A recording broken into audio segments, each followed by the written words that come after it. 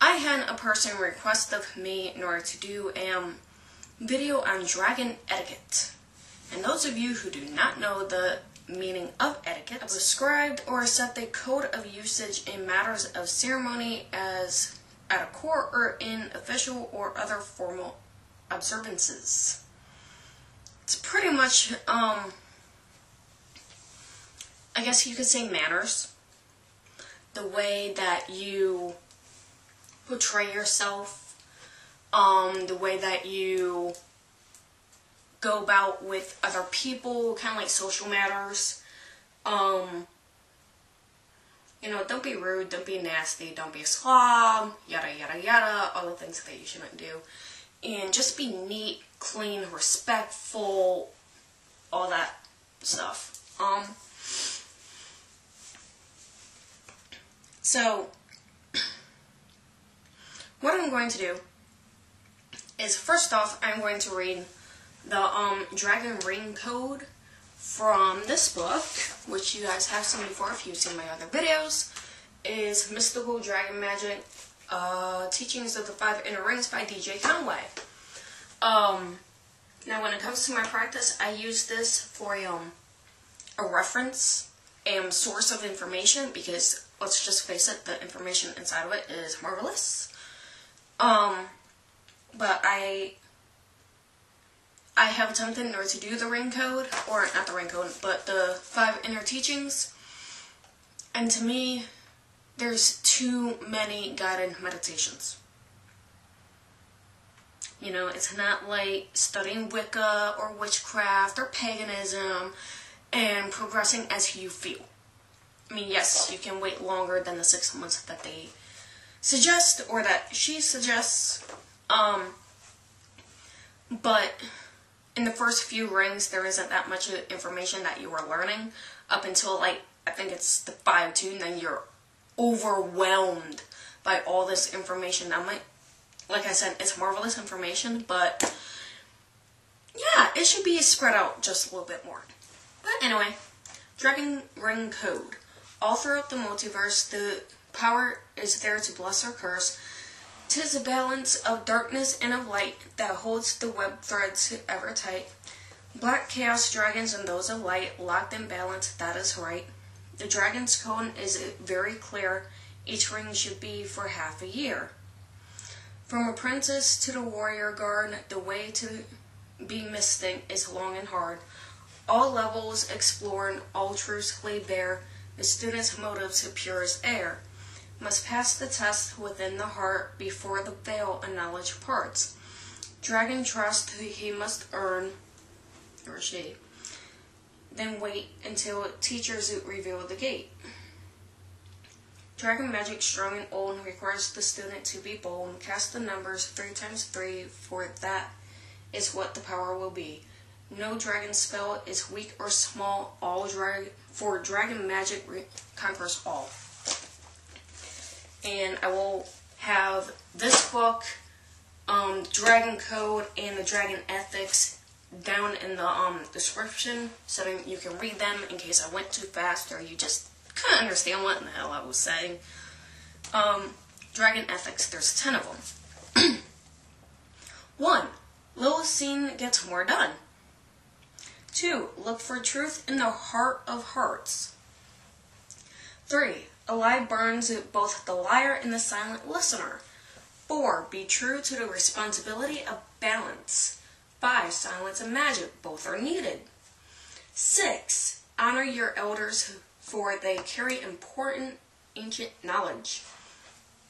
7. Evil gives no forewarning and no pause for relief.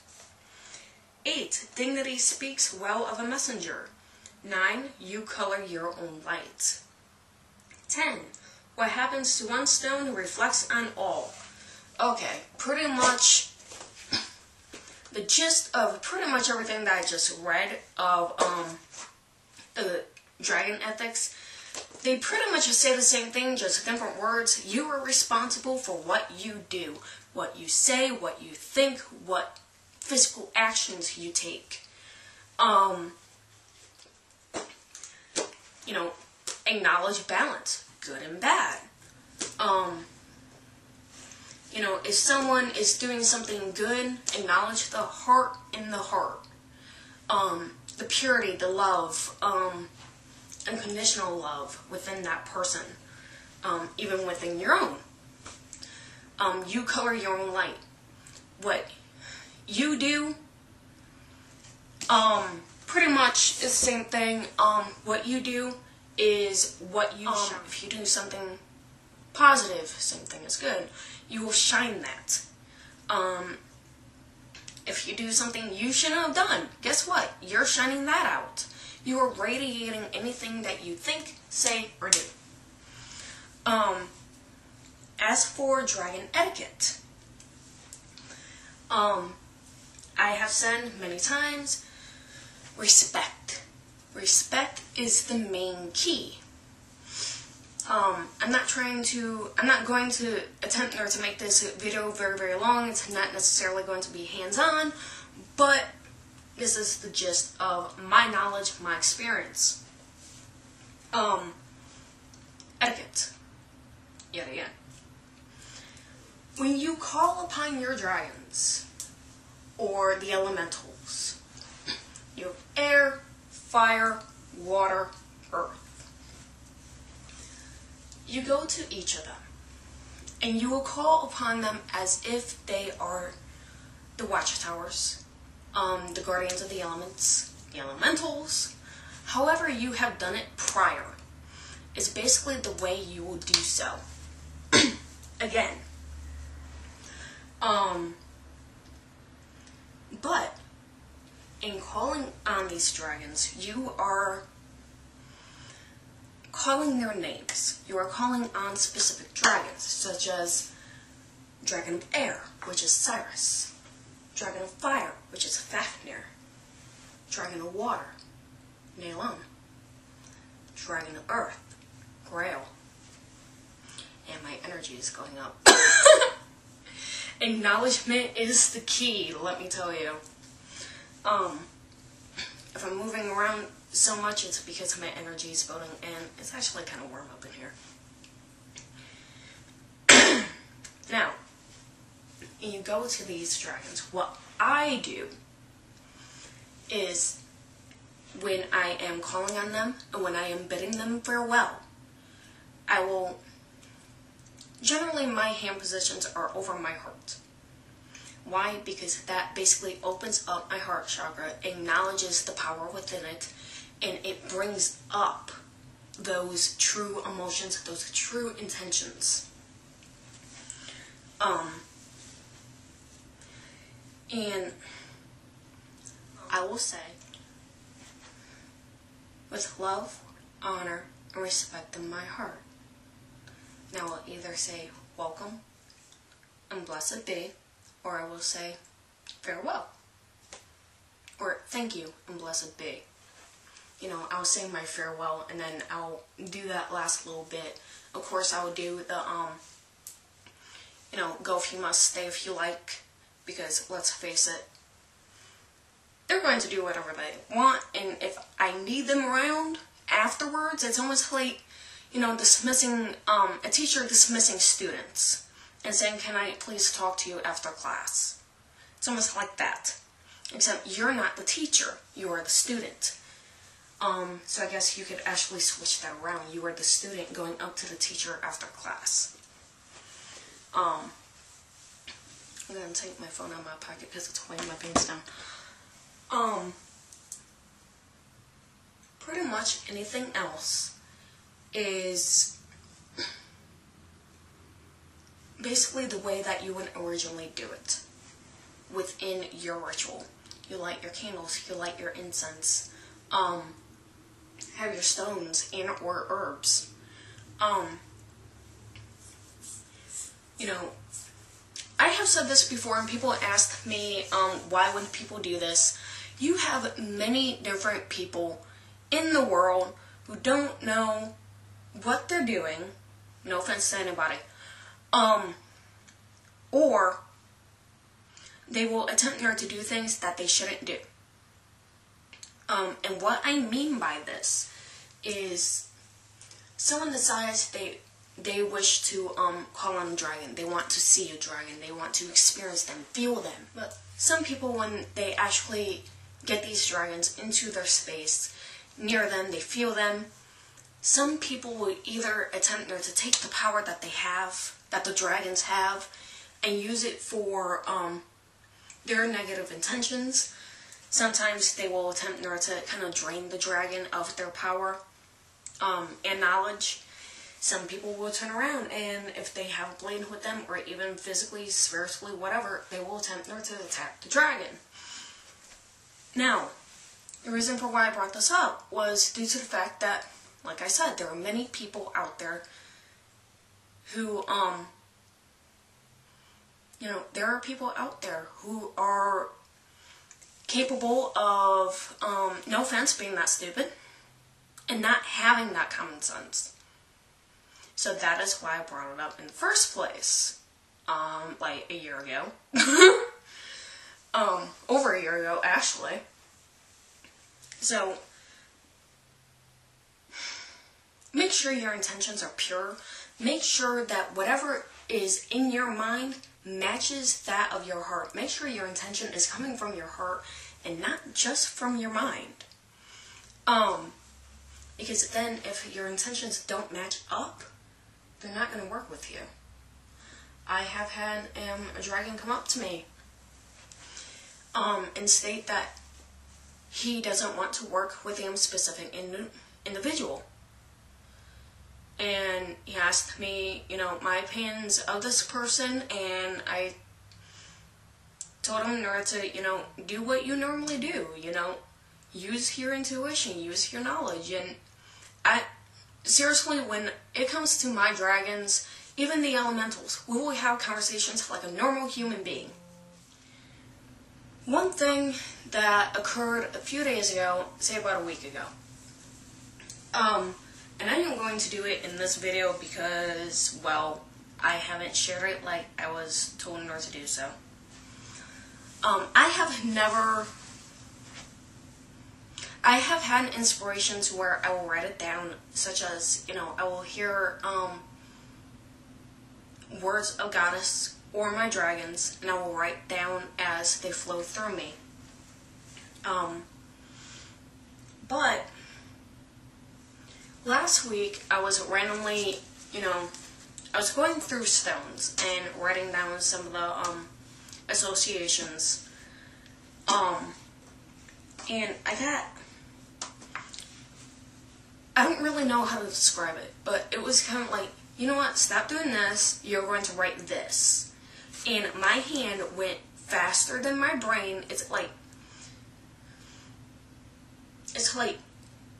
I wouldn't hear it or have it in my head, acknowledge that it existed, but I wasn't really, knowing what I wrote down until I wrote it down and read the words over again. And I guess you could call it a form of automatic writing, but this is the first time I have ever had it, that I have ever experienced it. So what it states, I don't know which dragon it's from. I will say that, I don't know which one. But, it states, dragon magic is not for the weak of heart. Do not meddle upon this path. Only one thing will come of doing so, pain. And I asked why. Those who do not prepare themselves set themselves up for failure. Doubt and despair will fill their minds and seep into their hearts. We do not answer to all humans. Not many can be trusted with our wisdom and power. People misuse and mistreat what is given to them. Therefore, we choose wisely of those who are deemed worthy of such knowledge, wisdom, power, and beauty. And I asked, why are you telling me all this? And I was told to share it. Normally, I don't write like this, but it is very, very fast, almost like scribbly, which is why in a couple of parts I was kind of like, But as it was stated, people misuse what they are given. Look at life. Look at animals, plants. We misuse the earth, our foundation, our home. We misuse knowledge that we have, even knowledge of other people. People form gossip. People stab each other in the back.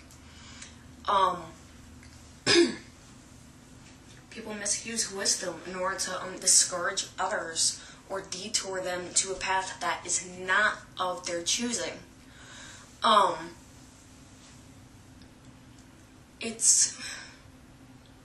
People misuse power in order to overpower the will of someone else.